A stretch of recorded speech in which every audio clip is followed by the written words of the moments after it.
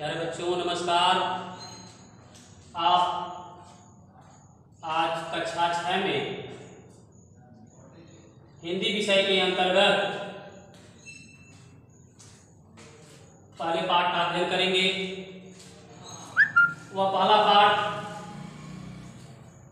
आपका कविता है। उस कविता का नाम है अपना दीपक स्वयं बनूं मैं। और आगे देखिए यह डैश लाइन दिया हुआ है, लाइन भी आगे है। और इसके कवि कौन हैं? डॉक्टर राम कुमार सेवक जी। राम कुमार सेवक ने इस कविता को लिखा है। तो इस कविता को अर्थ जानने से पहले इसको थोड़ा सा लय से आप पढ़ लें कि कविता को पढ़ते कैसे हैं और कहानी को कैसे पढ़ते। तो यहाँ आपके ब्लैक बोर्ड पे कविता की 4 लाइन पंक्तियाँ यहाँ लिखी गई हैं। उसको हम आपको पढ़ के सुना दे रहे हैं। आप कोशिश कीजिए कि आप जैसे हम पढ़ रहे हैं उसी तरह आप भी अभ्यास करें। पहली पंक्ति है, तन में मेरे भक्ति भरी हो मेरे मन में मेधा मेरी उर्वर हुए बैठे सृष्टि के कण कण में। उन्हें बार और रिवीजन कर लीजिए। तन में मेरे शक्ति भरी हो भक्ति भरी हो मेरे मन में मेधा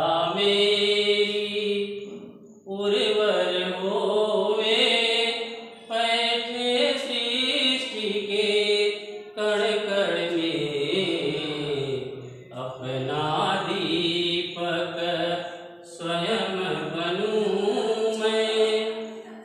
इस तरह आप कविता को पढ़ेंगे तब आप कविता को सही से याद कर पाएंगे। अब इस लाइन का अर्थ जानने से पहले यहाँ अपना दीपक के बारे में थोड़ा सा आप जान लें।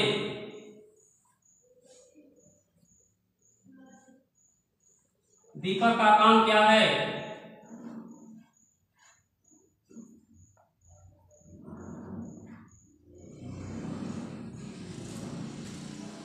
उजाला दे।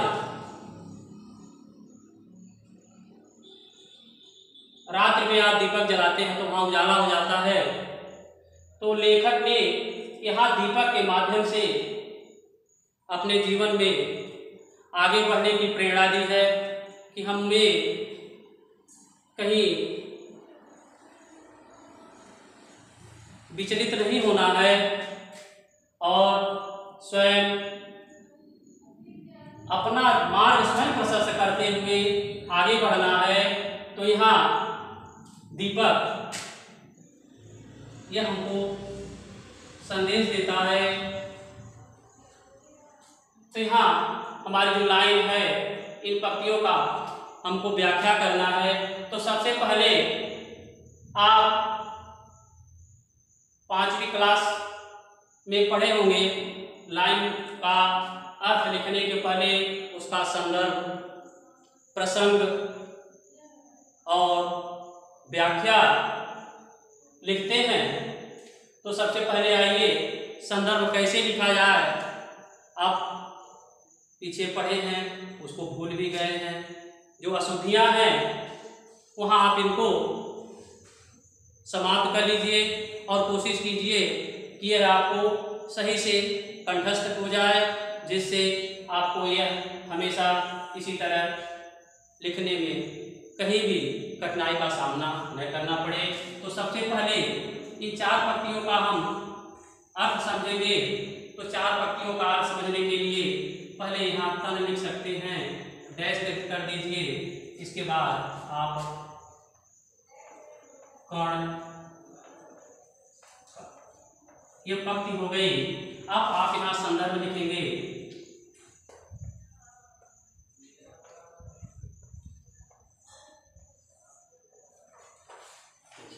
संदर्भ तो लिखेंगे प्रस्तुत पद्यांश। अब देखिए यहाँ पद्य, पद्य माने होता है कविता, तो पद्य का अंश ये क्या है? पद्य धन अंश। तो कविता का पद्य माने होता है कविता और अंश माने होता है टुकड़ा या भाग। तो कहने का तात्पर्य प्रस्तुत पद्यांश, पद्य माने होता है कविता, कविता का यह भाग है।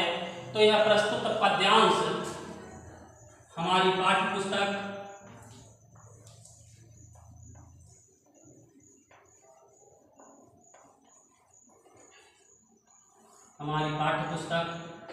यह जो पुस्तक है कक्षा 6 की, इस पुस्तक का नाम है भाषा सागर। हमारी पाठ्य पुस्तक भाषा सागर, भाषा सागर। यह सिंगल इन्वर्टेड कामा में आप लिखेंगे पाठ्य पुस्तक भाषा सागर के कौन सा पाठ है? अपना दीपक स्वयं बनूं मैं, कि अपना दीपक स्वयं बनूं मैं। सिंगल इन्वर्टेड कामा भी करके अंडरलाइन कर दिए नीचे। अपना दीपक स्वयं बनूं मैं नामक कविता, ये क्या है? ऊपर की पंक्तियां आपको बताए कि एक कविता है तो कविता लिखेंगे।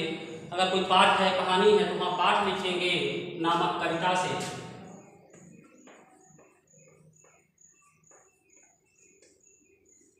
लिया गया है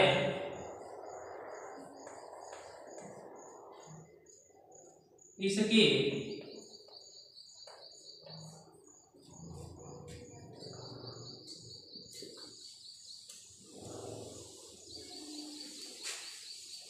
कवि।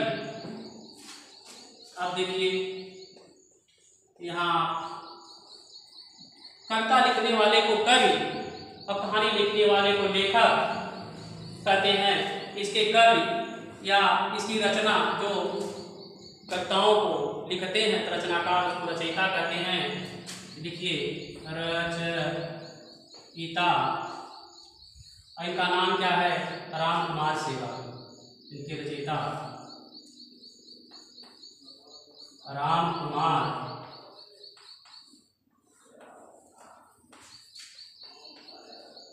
सेवक जी। यहाँ भी आप नीचे एक बड़ी पाई कर सकते हैं, हिंदी में अंडरलाइन अंग्रेजी में कहते हैं सब लोग। तो बड़ी पाई भी दीजिए, मोटा लाइन बना दीजिए, जिससे हमको देखने में कहीं दिक्कत न हो। तो यह हमारा हो गया संदर्भ। अब प्रसंग में देखिए, उसको पढ़िए, क्या बात बताई गई है? तन में मेरे शक्ति भरी हो, भक्ति भरी हो मेरे मन में, मेधा मेरी उर्वर होवे, बैठे सृष्टि के कण कण में। तो प्रसंग में कवि ने क्या लिखा? प्रसंग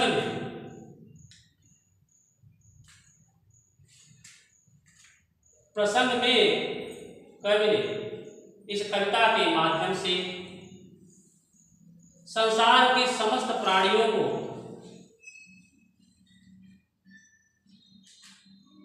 अपना मार्गदर्शन करने की प्रेरणा दी है कि अपना मार्गदर्शन स्वयं कीजिए। जबकि पाठ से, शीर्षक से पता चला है अपना दीपक स्वयं बनूं, अपना रास्ता मैं स्वयं प्रशस्त करूं, मार्ग स्वयं बनाऊं। ये हमारा हो गया प्रसंग। अब आइए भावार्थ। इसका भाव क्या है? कविता का भाव लिखा जाता है, कविता का भाव लिखा जाता है। भावार्थ या व्याख्या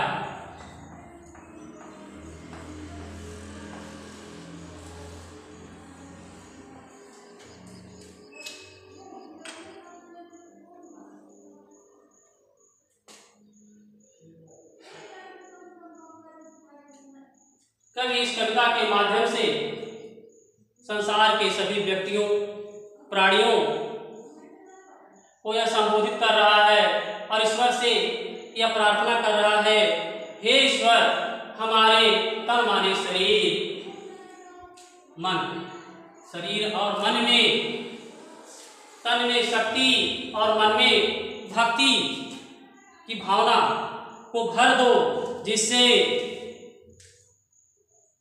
हम क्या करें, जो हमारे शरीर में शक्ति होगी तो हम निर्बल लोगों की सहायता कर सकेंगे, और भक्ति हमारे अंदर जब होगी, श्रद्धा होगी, सेवा होगा, तो हम दूसरे व्यक्तियों की सेवा करेंगे और दूसरे व्यक्ति का सम्मान कर सकेंगे तथा सभी के विश्वास पात्र बनेंगे। यह दो पंक्तियों का भावार्थ हुआ। अब देखिए नीचे लिखा है, मेधा मेरी उर्वर हो गई, बैठे सृष्टि के कण कण में। मेधा माने होता है बुद्धि, तो हमारी बुद्धि ऐसी हो, हम ऐसे मेधावान बने, मेधावी बने, जिससे मेरी उर्वर माने होता है उपजाऊ, तो यहाँ उपजाऊ से लेना देना नहीं है, हिंदी है, इसका हम भाव नई नई सोच से निकालेंगे। तो कहने का भाव क्या हो गया, हे ईश्वर, मेरी बुद्धि इतनी तीव्र अथवा तेज, जिससे मैं क्या कर सकूं, नई नई बातें सोचने में सक्षम हो सकूं। जब हमारी बुद्धि तीव्र होगी, उर्वर होगी, नई नई बात को सोचने में अच्छी होगी, तो मैं क्या कर सकता हूं, सृष्टि के रहस्य के कण कण, सृष्टि के रहस्य का पता लगा सकता हूं। इस तरह से इन पंक्तियों का यह भावार्थ हो गया। तो आप सबसे पहले संदर्भ, प्रसंग, भावार्थ लिखेंगे। अब आपका काम गृह कार्य में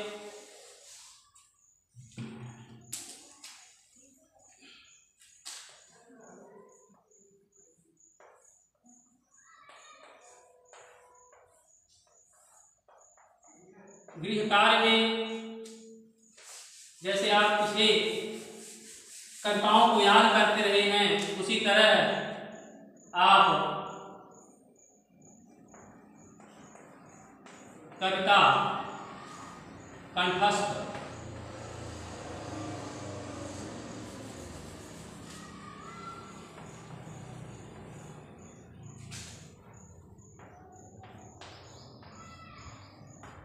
कविता याद करेंगे, क्योंकि 6 से 8 तक आपके प्रश्न पत्र में 8 लाइन की कविता आती है, 4 नंबर का, 5 नंबर का, जो भी हो।